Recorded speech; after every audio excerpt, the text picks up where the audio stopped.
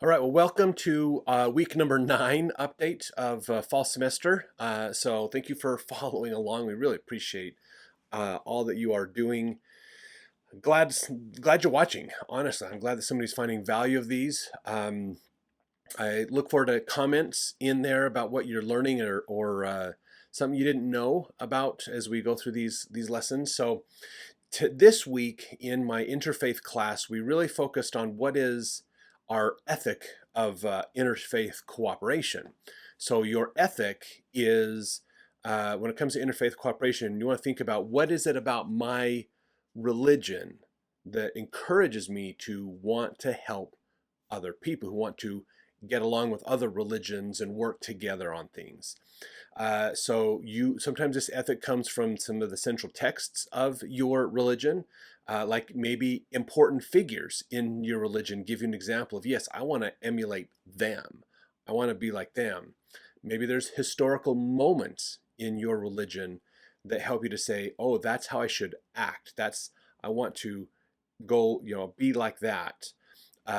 Traditions, customs inside your religion could be there, even writing and art that can depict what is the ethic you have of interfaith cooperation. What about your religion encourages you to bless the lives of others? It's kind of a way to think about it, basically. So that's what we talked about this week. Everybody had a chance to mention what was their ethic. What did they see? Most of them came down to charity, giving service, being charitable to other people, that they saw as something that they could use to benefit more than just them, basically, which is really, really great. And it's interesting to think of that charity isn't just me helping you, but charity is me allowing you to be you, me allowing you to do what you need to do, or me helping other people outside of my religion, learning to get along with people outside of my religion. That's where charity really plays a role in that. It's fascinating that in the gospel, in the New Testament, we learn of charity as one of the greatest of all attributes. But yet, it's fascinating that if charity is one of the greatest of all attributes, then wouldn't that mean that learning to work together, having more interfaith opportunities, is an important attribute of our religion? Maybe that's something we've never really explored that theology far enough to say maybe getting along with other religions is important rather than just saying I'm right, you're wrong, or I do my thing, you do you thing, ignore each other. Maybe working together is something that is actually in our religion. We just haven't explored the doctrine or the philosophies far enough to really understand that. So that was my interfaith class. Really, just some interesting ideas as we go through it. In my Mormonism class, oh man, we got into some fun stuff this week. This week we got to talk about the Mountain Meadows Massacre. If you're not familiar with this part of LDS history, let's just briefly mention it, basically. So, the Mountain Meadows Massacre is an incident that happened in southern Utah, about 40 miles west of Cedar City in southern Utah, where there was a group of immigrants, a group of people that were migrating from Arkansas to California. They had like 500 or 600 head of cattle with them. They had dozens of families with them, and they were migrating through the area. So it was common to migrate across, go overland from like the Illinois, Ohio area over to Fort Bridger, up in the Lone Tree, Wyoming area, and then come up over the mountains to cross the Rockies into the Salt Lake Valley, because that was an established route. And then you break off from the Salt Lake Valley to either go north up to Oregon or go south towards down what we would call the I-15 corridor down to Southern California, and then you'd start to branch out with Arizona and other places, things down that way. There is a southern route that kind of takes you below the Rocky Mountains, basically for the most part, and then kind of brings you over that way. But it was just, those were the common, if you will, highways of the time. So this group was coming through, and the long and short of it is a bunch of Mormons massacred this group. So let's give it's definitely a black eye in Mormon history. Uh, and a lot of people blame Brigham Young for it, saying he wanted them executed. He was complicit for it. This is an area that a lot of anti-Mormon groups sometimes will latch onto to talk about problems in the LDS church and problems with LDS history and things. But there's some really good research out there that's well worth looking at. So two things that we got to explore in our class, learning more about the Mountain Meadows Massacre, was there was a great documentary that was made quite a while ago, talking about what happened, explaining what happened, and then getting into what's been going on since then. And then we also got to hear lectures from one of the most groundbreaking books ever written on the Mountain Meadows Massacre, by Richard Turley and Barbara. Oh man, I am so sorry. I forgot her last name. It's an awesome book. Anyways, and their book on the Mountain Meadows Massacre, I believe it's called Vengeance is Mine, is one of the more groundbreaking books. So what a lot of people don't realize, I didn't think about this. Richard Turley, who is a historian, he is LDS, but he actually went through all the documents from the court cases of the trials of the people, all the legalese and stuff like that. He went through and he published some research books that you can use to dig into this more. And then he and Barbara got together to do this book. I hope I'm saying her name right, actually. Maybe I'm missing her name as well. I'll check on it. But anyways, the thing that was so fascinating about this, I mean, it's a big deal. It is an absolute big deal what happened with this area. So let's look at some context, okay? Let's look at some context here. So if you remember, okay, this is around 18. Oh my gosh, where did my notes go? Anyways, this was around the before the Civil War, basically, that this happened. 1860s, no, sorry, not 1860s, 1850s, late 1850s, 1857, I believe, was about when this massacre happened. I'm trying to scan through. Let's see. Yeah, around 1857 time frame was when this occurred. So, anyways, let's kind of set the picture here. Let's just go through this and talk about this Mountain Meadows Massacre. At this time, okay, so the Mormons had settled not just the Salt Lake Valley, but they'd stretched up into Idaho. They'd stretched all the way down to California. They had lots of settlements up and down. Well, you could, if you pull up a map of Utah and look at I-15, that's the whole area that they were settling, and then branching out from there as well into other places. There was still a lot of animosity. So Brigham Young was the governor of Utah, and a bunch of people in the federal government says we don't want him to be the political and religious leader of Utah, basically. Utah was a state by this point, but in order to make a state into the U.S. at this time, there was a problem because we had the northern states who were anti-slavery and the southern states who were pro-slavery.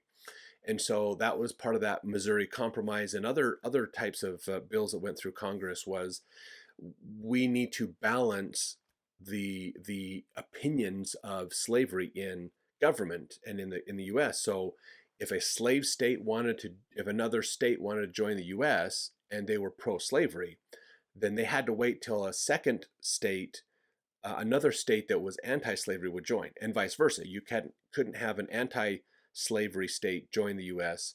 without a pro-slavery state joining. So they tried to kind of balance as the U.S. grew, and anti-slavery and pro-slavery states had to emerge at the same time, basically, because that was such a controversial issue. Slavery was such a controversial issue. So that was part of the challenge. Even when Utah became a state and California and them were out at the same time, again, who was going to be the slave state? Who was going to be the free states? and go that direction. So at the time, that was part of the challenge that was happening on the Kansas War. There's a little civil war in Kansas because of this, in fact, that happened a little bit earlier, where Nebraska and Kansas wanted to join the U.S. as a state. So they says, okay, well, Kansas can be a free state. Nebraska can be a slave state. I think that's what it was. Let me look here. Let's see. They let slavery into Kansas, and then Nebraska was free. Excuse me, I said that wrong. So this is a really important time of our history, even politically, because the Democrats and the Whigs were the two parties, and there was a Kansas law, an act around Kansas that shifted things, and it basically broke down the two-party system, and then we got the Republican Party in there, and then they started to grow on the anti-slavery movement, and then we end up with Republicans and Democrats after that. So this was a big controversy. So like in Kansas, they said basically we need, Kansas is going to be is a slave state. So anti-slavery people were moving into Kansas so that they could vote to change it. And then pro-slavery people were moving into Kansas so they could vote and change it. And then just a battle happened. Some abolitionists basically killed a bunch of pro-slavery people, and then just turned into a civil war for a little while there in Kansas. It was crazy. Both sides saw themselves as completely righteous and supporting the plan of God. It was, especially the Northerners, but it was just a wild time. So in Utah, they're still the Mormons. They're still promoting polygamy and other things. And the federal government didn't want Brigham Young being the spiritual and governmental leader of the people. And so some people in Washington, some were anti-Mormons. They basically convinced the federal government that we need to take power away from Brigham Young. So based on rumors, they were sending an army, and I believe this was Johnson's army, if you're familiar with that story, out to Utah to basically tell Brigham Young, we're going to take you out of power of governor. You can be the leader of your religion, but you can't be the governor, and we're going to appoint new people to be the governor of Utah and put our people in power, basically, that are non-Mormon. And that was a big deal. And so, of course, if you're familiar with the stories of Orrin Porter Rockwell, he is sent out to the plains, and he basically poisons all the water holes, so all the animals for the army is just destitute. He burns Fort Bridger down, does a lot. So by the time they get to Utah, they don't want to fight. But this was that time. So in fact, Brigham Young issues martial law in the state of Utah because he's afraid of this army coming in and forcing the saints out of the Salt Lake Valley. So there were, and the other problems that we're having at the time too were some people were going rogue and attacking some of these wagon trains, these immigrants. There were some up on the Oregon area going north out of Utah, up by where we would call present-day Snowville, Utah, on that trek. There were some even in southern Utah where other wagon trains sometimes were Indians attacking these people and stealing the livestock and things. Some were white men that were coming in on because they had shod horses and boots and things leaving trails. They were attacking these immigrant groups, stealing some of their cattle and things from them. And so it was a hard time. Like, to be an immigrant, to move across the United States was harrowing. Like, there's no guarantee you're going to live through this gauntlet of Indians, and then there's other settlers and other people, and what do you do? So, not to mention just making it, just the weather and all the other challenges too. So it was a crazy time to do it, but a lot of people did. So in what happened in the Mountain Meadows Massacres, there's lots of worry of federal government in pushing themselves onto Utah. A lot of worry of the immigrants were a little on edge and worried about what was going on. And there were some rumors that there might be some spies, like the federal government is using these, like they come in, pretend to be an immigrant group, but they're spying on everybody else. So there became a little bit of distrust between the settlers, the saints, the people who are in Utah, living in Utah, and the immigrants, the people who are just passing through Utah. So what ended up happening basically was a couple of the leaders in southern Utah. They were they held church offices as well.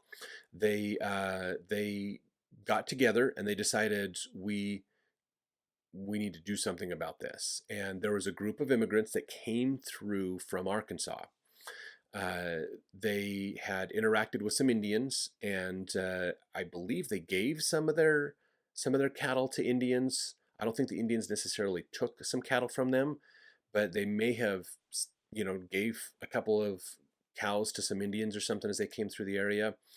Uh, a couple cattle they had died, and some of the Indians died, and they blamed. So part of the excuse that was used was these people poisoned some cattle and poisoned some Indians, and that got the Indians mad. Thus, the Indians would want retribution, and so the Indians in this Mountain Meadows area ambushed them and killed a lot of people. That's the excuse. What most likely did happen was a bunch of these Mormon settlers. John D. Lee was the ringleader of them. He touted this idea, talked about it a lot, bragged about it in a way. What they did was they didn't like these settlers, there might be more to it than that. As far as I didn't hear a lot of why these guys were targeted as much, but there was some animosity, and these guys are like, well, let's not stay in town. Let's move out of town. So they went out of Cedar City west, about 40 miles out to this open meadows area where they could stay, and then they would get ready and go the rest of their journey into, down through Nevada and Las Vegas and out to California, where they had other family and people waiting for them. So John D. Lee and a bunch of other people got together and decided we are going to ambush this group. And so what they did was they dressed up as Indians, and then they snuck up on this group and started shooting at them while this group was just doing their normal stuff out there in Mountain Meadows, just hanging out, kids playing, people cooking, fixing stuff. They started shooting at them. It kind of turned into this conflict, and so these people tried to pull their wagons in close and defend themselves. So I think there was 10 people that died in that battle over a couple of days that they did this. So it wasn't just a small skirmish that lasted an hour or two. Like they felt there was an attack that was kind of going on and off for a couple of days on them, and they were defending themselves, and they were like, we got to, what do we do? We're just hunkered down and we're running out of resources and we're struggling here, and we feel like these Indians are attacking us. So after a couple of days, John Lee decided he's going to change how they do this. And because I guess they weren't that successful at just hiding in the bushes and shooting at the people.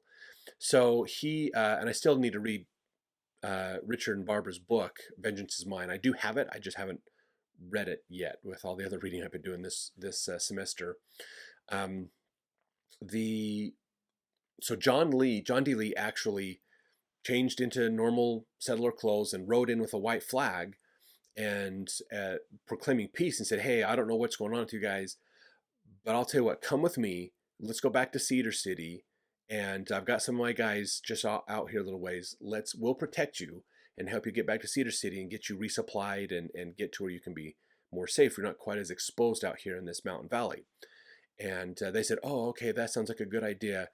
And then he made some weird requests of them. One is he requested all the children that are really young are put in this wagon that goes ahead of everybody else. And then the women and children would walk behind, and then the men would be behind all of them. And his troops, these 3 or 4 guys that he had with him, or several men that he had with him, would carry their rifles and be there near the men, kind of the end of the wagon train, to protect them around the men and women and children area. And he wanted them to give up their guns. He probably said, well, look, if the Indians see you with guns, they might attack, so we need to see that you're peaceful, that we're protecting you, bringing you in, but it's a sign of kind of gesture of peace, where we're not trying to fight. So he probably used something like that as his justification, took away all their guns, stuck him in one of the front wagons with all the little kids, and then they proceeded to walk down this trail. When they got to a certain part of the trail, John D. Lee, if I remember right, he was the one that did this. He fired his handgun into the air, which was the signal to kill them all. And so he fired his gun into the air, and then the people that were hiding it, pretending as Indians in the woods, started shooting again. And then his people that were with him, that were supposed to be protecting these settlers, shot them all, just executed them all right there. Killed all the men, killed all the women, killed most of the children. They made a distinction between children who could tell on them and the children who couldn't. So I think the problem was their initial attack wasn't as successful as they thought, and so they didn't want people. The problem is if these immigrants, if they just disappeared because of that original Indian attack that took a couple days, if they had just disappeared and said, "There's nothing, we're just going to stop and retreat and not worry about this and let these people go on," they would go on to California. And then if they found out, oh, these were settlers attacking us and things, they would come back with an army from California. And if there's an army coming from the east, from the federal government, army coming from the west, this is going to be a bad situation. So we can't have witnesses. So that's what they did, is they killed all the men, they killed all the women, and any of the children who were old enough to be somewhat accountable, which is 8 years old and up. So if you were under the age of 8, most of those children lived. There was a couple of babies that died because the moms were holding them and the bullet went through both of them, basically. And then they just left them all dead, and then took these kids back to town, took all the supplies from these people, and then dispersed it among the people who were involved in this, and then dispersed the children among the people who were involved in this as well, to take care of them. Well, eventually the settlers' families who were in California are like, wait, what's going on? And so they came back, and it turned into this mess. The letter that John Lee wrote to Brigham Young said the Indians were mad because they were poisoned. They thought these settlers had poisoned them, and so they attacked. And so we tried to intervene, but we weren't very successful in intervening. That was John's letter to Brigham Young. Now, one of the challenges in this is shortly before this massacre happened, so the plan was in place, but before the massacre happened, some of the Southern Utah leaders said, we need to talk to Brigham Young about this. So they got a guy, they wrote a letter to Brigham Young. This dude got on a horse, rode nonstop from Cedar City to Salt Lake City on a horse. So he's doing, 20, 25 some odd miles an hour. Imagine driving 25 miles an hour from Salt Lake to Cedar City. If you've ever done this drive, even at freeway speeds, which is normally like 80, it still takes you almost 3 or 4 hours to get there. But at 25 miles an hour, it took like all night long to get there. So the guy got there morning the next day, gave the letter to Brigham Young. Brigham Young wrote a response. The guy booked his way back down, basically, that said, because they're like, what should we do with these immigrants? What should we do with these people? There's kind of a conflict going on. And Brigham's letter back was, leave them alone. Let them pass. Let them get on their way, and don't worry about them, basically. Let them be at peace. Don't aggravate this. That was Brigham's response. But by the time this guy rode back down with Brigham's response, the massacre had already happened. So it's total tragedy, absolutely total tragedy. There is a monument out there you can go look at. The LDS Church owns that land and has donated a lot of money to build the monument, to help with the dedication, to make it a place, a memorial.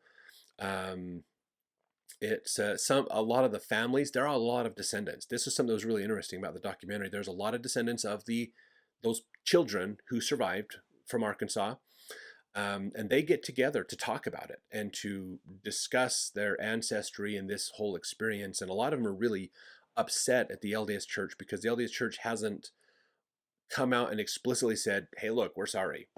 But when you look at it, I don't know, it's hard to say it was at the fault of the LDS Church.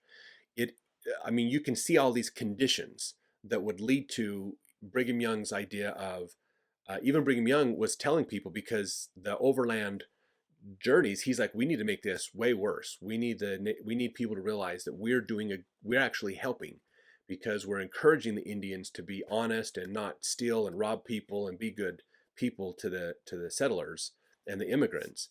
And so Brigham Young had issued a message to the Indians saying, hey, look, the federal government in America is hosing us over, so feel free to raid any immigrants camps you want. We're not going to stop you. We're not going to hold you back. And to encourage them to make it really hard, to basically shut down the overland routes, because it was so crazy to try to use that as a bargaining chip in all these challenges that Brigham Young was having with the federal government. Really interesting ideas of how this worked out. So you can see there was a lot of choices made. I don't think Brigham Young meant to have a massacre happen. He didn't want it to go to that point. That's not what his intention ever was, based upon what we can see in his letters and what he is telling people. He's telling people to be on edge, but he didn't tell them to murder a bunch of people. So you could say that there's kind of Brigham Young fanned the flames a little bit. He kind of encouraged the situation that allowed these men who came up with the massacre idea to feel like they had some justification. It's completely theirs. John Lee was the mastermind of it. In fact, in the book, Richard Turney made the comment, in this lecture I watched with them, that Richard made the comment that John basically bragged about the massacre more than all the rest of the other people that were involved combined. There were like 50 people involved in it, and he said it more than anybody combined. So he bragged about it. He was happy with what happened. There was a lot of motivation in him. He is the only one that was ever really necessarily convicted and tried and convicted, I should say, and executed because of the Mountain Meadows Massacre. Most of the rest didn't.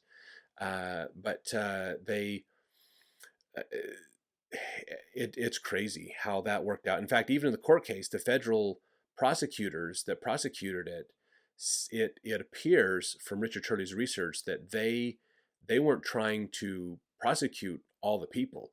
They wanted to use this. They went after one of the other co-conspirators of John D. Lee, who was a stake president, I think, in southern Utah. He had some religious authority.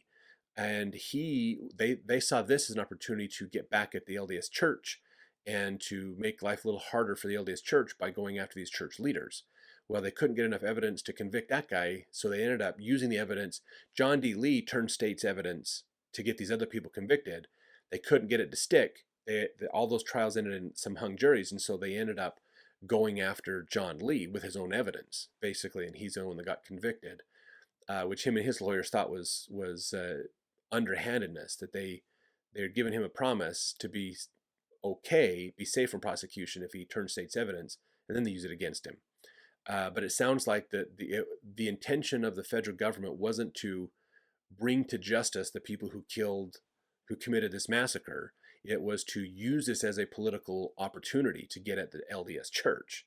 So their motives weren't to actually do a good trial for the victims, basically, to get justice for the victims. So it was really interesting how the court trial worked out. Fascinating stuff. So I'm absolutely looking forward to reading Vengeance is Mine and going into that book, because it's amazing what's there. Some really interesting things that are going on. It's not, again, it comes down to your opinion. And here's something to think about too, about whether you believe Brigham Young was complicit or not. The evidence does not show that he was complicit, other than he made a bunch of statements that would encourage people to think about, this is a plausible idea, but this was not within the wheelhouse that Brigham Young wanted anyone to do. So it's, anyways, what's interesting, I'd never thought about this, because obviously there's 17 children that survived and they have ancestors. And so they meet and they discuss and they do things. But I hadn't realized, and it just never really occurred to me, that John D. Lee had children at this time. He has descendants as well. And they're trying to reconcile in their own stuff, who was this John D. Lee? Did he really do this? Did he not? What was going on? What were the good attributes of John D. Lee? What were the good things he did? Let's not just dwell on the fact that he was tried and convicted and executed for a massacre. And so they've had to reconcile and deal with the hurt feelings and the challenges, because John D. Lee's children, from what they have said in the documentary, John D. Lee's children were blacklisted in the settlements in southern Utah. Nobody wanted to play with those kids because you're the child of a murderer. And so they all got, it's as if John Lee's family and descendants were put on trial too, and they're still paying the price for what he did. Not as much paying the price today, but they're still dealing with that heritage. So there is an organization, the Mountain Meadows Association or something like that, that's actually one of the descendants of John D. Lee and one of the descendants of the Arkansas settlers came together and started to mend it. And so they started to meet with each other and talk with each other. And they're the ones that put this organization together to memorialize the Mountain Meadows Massacre and put all that together. And they worked with the LDS Church. LDS Church funded a lot of the stuff to check on things. They ended up finding bodies accidentally. They went out there and scanned to look for the remains of the bodies and didn't find a whole lot. And then while they were doing the digging for the monument, they discovered the bodies. And so they actually did a funeral. They had a whole funeral procession and everything when they did the dedication. So absolutely fascinating piece of church history. Well worth getting into. And so we talked a lot about that this week. All right, so let me move on to my final class. Sorry, this is getting a little long, but really cool stuff. There's the book we read in my graduate class was from Jennifer Graber, I believe her name is. This is the Gods of Indian Country. This was a really good book. I enjoyed this book quite a bit. In her book, she follows the plight of the Kiowa Indians. So this is a group of Indians that came out of northern parts of what we'd call the United States, probably even southern Canada, possibly northern areas. They came down to live more in the southern plains parts of the U.S. And this is using them as an example, talks about the challenges between settlers and Indians. So a lot of what happened at this time in the 1800s was, of course, people are settling the east coast of the United States. They're building their settlements. There's the colonies in the 1700s, and then the Revolutionary War. The Indians are mixing in there as well. There's Indian tribes all over. There's dozens of Indian tribes all over America. And the ones on the east, actually, they see these settlers as encroaching on their lands. And so a lot of the Native Americans at the time actually sided with the British and helped the British during the Revolutionary War. Because, again, the enemy of my enemy is my friend, kind of an idea. And then, of course, the British lost the war. And so there was some animosity against Indians because of the support they gave. And even in the War of 1812, when England and France were fighting and then America got involved, some of the Indians sided with the British again to try to help in sabotaging and dealing with stuff here in America, and that didn't work out so well for them. So there was some animosity and challenges there, but as settlers moved west, they kept running into more Indians, and so there's conflicts. Okay, Indians, and this book is talking about religion. It's an absolutely fascinating thing to think about, this expansion from a standpoint of religious beliefs. Okay, the settlers are bringing these beliefs in that are from Protestant influence. So your Methodists, Baptists, Presbyterians, other groups like that, even Quakers are still around, so they have a little bit of a Calvinism idea as well. They're pushing in property rights, property ownership is important. I own my stuff. I want to make my own choices. I want to be free. Don't impose on me. That's these ideas that were coming through at the time. So the Native Americans, they believe in communal territory. We don't own the land. We are stewards of the land. We're just here, but we don't own it. The great God owns all the land. And he provides everything we need for us. So we don't need to change the land. The land gives us what we need. We know where to find food. We know where to find animals and things. And so they took it more as, instead of like the farming, we have to shape the land to meet our needs, which was more of a Protestant idea. They just said the land provides for us, and so, but that means we have to move around a lot. We have to cover large areas to get the food we need to do things. Whereas if you're growing a garden or a farm, you just need, if you had 10 acres of land, you're going to have a lot of sustenance. So from an economical standpoint, the settler's perspective in a way was more efficient at generating wealth and abundance for yourself. But so there's these ideological clashes as the Indians and the settlers run into each other. So to make a long story short, basically what America decided was we want the Indians on the other side of the Mississippi River. We'll push them on the other side of the Mississippi River. Then that river will be our natural barrier between the U.S. and wild country, and we'll use that as our barrier. The problem was the settlers started moving across the Mississippi into Indian territory. With the Louisiana Purchase and other things, it just kept moving. So that was the challenge. And so now we get more clashes with settlers than Native Americans. And it wasn't that the settlers were told you can't move. They just wanted to use the Mississippi River as a barrier, but eventually the barrier wasn't there anymore.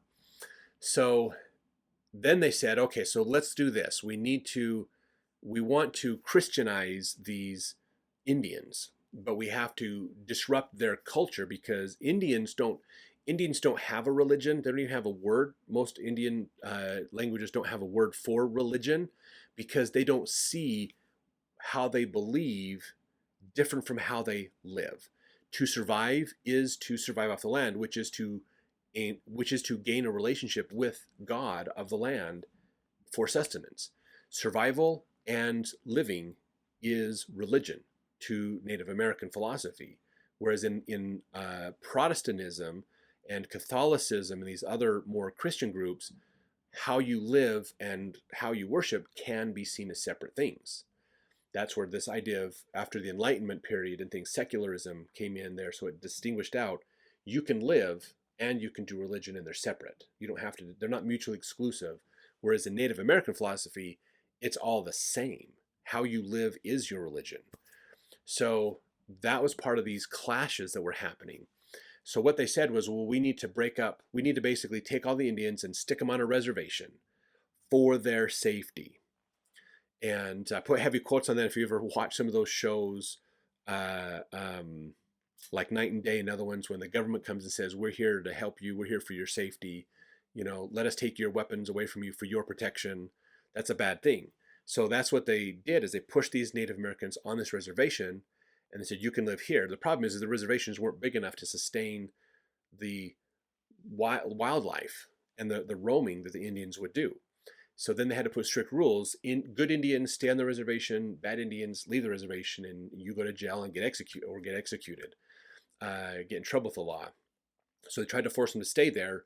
The problem was they didn't enforce the laws on the settlers as well, because the settlers would come into the Indian territories to hunt, and they shouldn't have legally, but they did. And so the Native Americans are running out of food, and so the government has to start providing subsidies for them. And then they say, well, we need to break the Native Americans of this idea of communal land and convince them that the best way to live is to own their own land, have property rights. So they would force them into smaller reservations and then make them say, this is your couple of acres here, your homestead is this, 10, 20 acres here or 100 acres or whatever it is. That's your homestead. And they gave them ownership of it, but the Native Americans, again, didn't understand this concept of ownership, and so they wouldn't go along with it. So they tried schools. Let's educate the Indian children so that they believe in Western ideas and not the Indian traditions. But the Indians saw through that and would teach their kids Indian traditions, and so it all went back and forth. Eventually they started jailing Native Americans and then using them while in the jail system, trying to habilitate them into Western civilization. Horrible mess, lots of problems, lots of challenges. And if you are, now realize here, this is an important thing, because this whole idea of Indians were disadvantaged, white men just came in, and imperialism and colonialism just destroyed them, and it's all white man's fault. It's not. The Indians are complicit in the problems just as much as the white men. Yes, white men made lots of bad mistakes and problems during this time, but the Indians fought back. The Indians resisted. The Indians purposefully did things to go against them. And so if the Indians felt betrayed, they would get an army, a little small army together of Indians, and they would go to a white settlement and kill them and destroy their stuff and things. So both of them have problems, basically. And that's what this book is about, is this problem of coming together, of dealing with these disparate religions and ideas, and bringing it all together. So if you want to understand better that time frame of how did the settlers, the white men, deal with Indians, this is a great book. There's plenty of other books out there as well that go into other details on some of those skirmishes and challenges. But this book I thought was a really good, accurate overview, because what Jennifer Graber does in this book is let the sides present their own arguments. Just let the story tell itself. She's not trying to say, blame the white man, yay, the Native Americans are better, or the other way around. She just tries to let the two groups tell their story through what they experienced. Absolutely fascinating book, quite objective on this period of U.S. history, which I thought was really great. So Gods of Indian Country, absolutely recommend reading that book. It was a really good book to get into. So thanks for watching. Again, if you have any other questions or comments, put it down in the comment section and I'll do my best to respond to them. If you haven't liked and subscribed to our channel, please do so. If you'd like to donate, I have a link in all the videos to donate, just to help out, defray some of the costs of doing all these videos that I've been doing and all this stuff. So if you feel like it's value, what you're learning, and want to contribute, you're welcome to. There is a link to do that. It's no obligation. This is all free content.